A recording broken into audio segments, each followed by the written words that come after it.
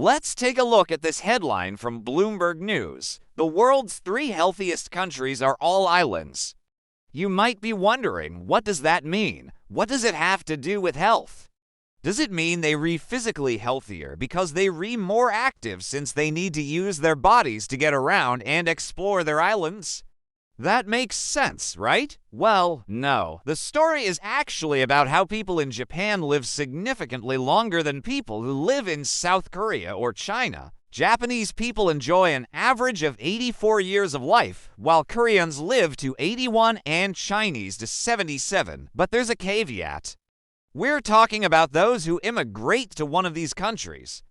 So, if we're comparing Japan, South Korea, and China, then why do Japanese live the longest?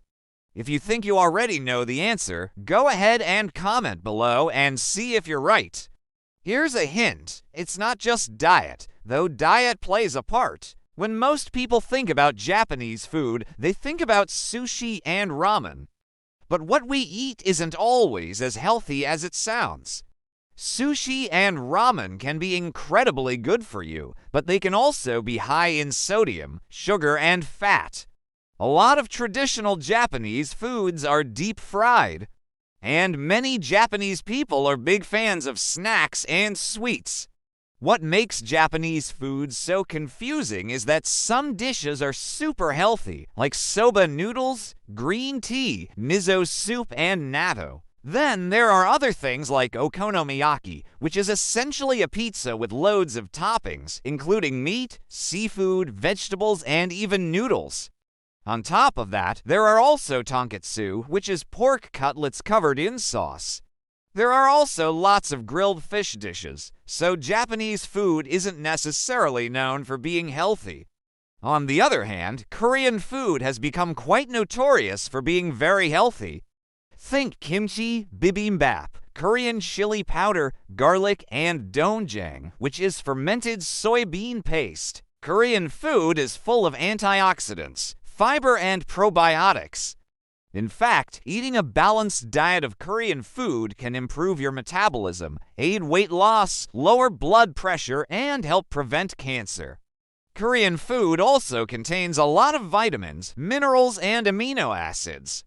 So why do Japanese live longer when Korean food is much healthier? Well, it's not only about food. Let's look at smoking rates first. In Japan, 20.9% of men smoke, while in China it's 50.3%. Keep in mind that in both countries, only 1% of women smoke. Next, let's take a look at alcohol consumption. As a percentage of total population, Japanese people drink less alcohol than Chinese people. However, the amount of alcohol consumed per person is higher in Japan. According to the World Health Organization, people in Japan consume an average of 7.4 liters of pure alcohol per person each year, while in China it's 6.4. In comparison, the average American consumes about 14 liters of pure alcohol each year. Japanese people also exercise more than Chinese people. While in neither country do men exercise more than women, 36.1% of Japanese men exercise regularly compared to only 25.6% of Chinese men. That difference in exercise levels between Japanese and Chinese men is probably due to the fact that Japan is a more physically demanding country. After all, if you live in Japan and don't have a car, you lines have to walk a lot more than someone who lives in China and doesn't have a car. In Japan, it's pretty common for people to walk long distances to work, especially in cities. In China, subways are more prevalent. It might seem like Japan is winning across the board, but that's not exactly true. One area where China beats Japan is healthcare. Healthcare facilities and services are just better developed in China than in Japan. When it comes to air quality, however, Japan wins again. Japan's air quality index is 104, while China's is 125. If you want to learn more about air quality indexes, stay tuned till the end of the video. Another factor that could play a role in the longevity of Japanese people is social support. It's well known that close social relationships and networks protect us from illness and help us live longer.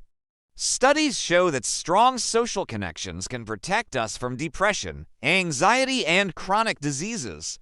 And Japan has one of the strongest social support systems in the world. Also, Japanese culture tends to be more respectful and polite than Korean and Chinese cultures, and that might contribute to the general happiness of Japanese people. All things considered, it seems like Japanese people have a lot of factors working in their favor. But is that really the case? Let's now look at some data. This chart shows all-cause mortality rates in Japan, South Korea, and China. All-cause mortality is the probability of dying from any cause of death regardless of the underlying cause. For example, if someone dies from lung cancer, which might have been caused by smoking, that would be counted as an all-cause mortality. As you can see, all three countries follow a similar trend, a slight decline followed by a steep drop after 1970. Why did all three countries suddenly start to see their mortality rates decline? The reason is access to clean water and better sanitation. Thanks to technological improvements and public health campaigns, more people had access to clean water and basic medicine, leading to increased lifespans. After looking at this chart, you might be wondering, wait a minute, if Japanese people live longer than Chinese and Korean people, why are their mortality rates so similar? Well, here's the thing, the drop in mortality rates doesn't tell us anything about how long people live. It tells us about how quickly people are dying.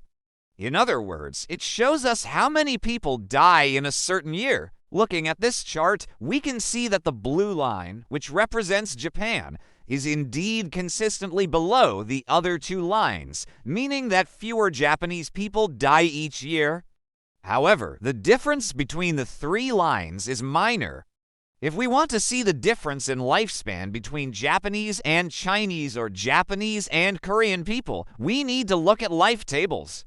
Life tables provide us with detailed data on age-specific mortality rates.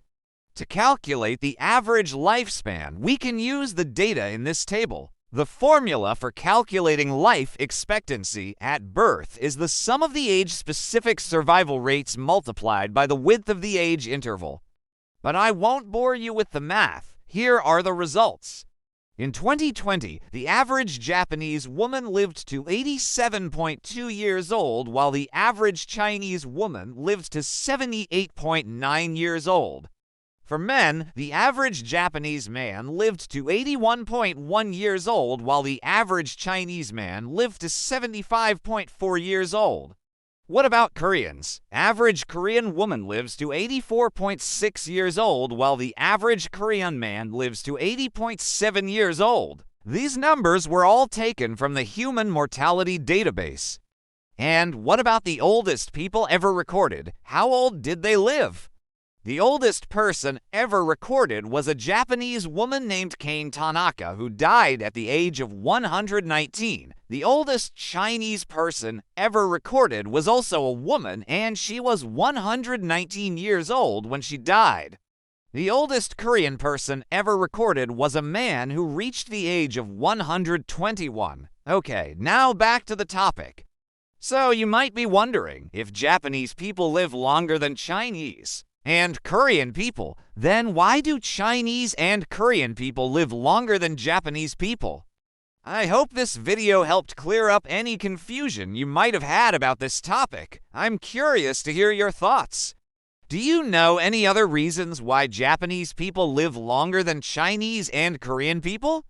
Please leave your comments below, and before you leave, I want to address something.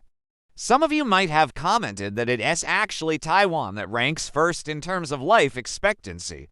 You're absolutely right. Thank you for pointing that out. However, please keep in mind that we're talking about the three countries with the highest life expectancies in the world, not just the ones with the highest life expectancies among Asian countries.